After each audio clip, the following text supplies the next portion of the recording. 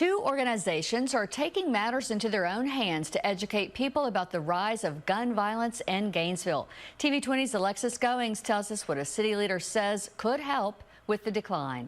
The founder of Mama's Club and members with the Moms Demand Action of Alachua County are collaborating to make efforts to lessen gun violence in Gainesville. June 2nd is National Gun Violence Awareness Day, and with the increase of gun-related crimes, organizers are hosting a two-day event to bring light to the impact it has on communities. City leaders are also taking action. But as you know, the city came along with me in declaring gun violence as a public health crisis several months ago, and that's the way that we are proceeding in how we address this.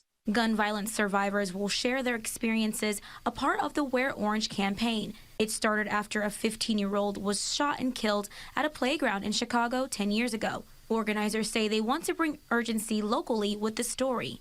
Duncan Walker says 4 factors must be addressed. Just to go. They need things to do. They need mentors, and they need jobs. I have been putting together an initiative that is designed pretty much to address all of that. Duncan Walker will read the Wear Orange proclamation on Friday at the Martin Luther King Center at 7 p.m., then attend a panel discussion on Saturday at Porter Community Center at noon. In Gainesville, Alexis Goings, TV 20 News.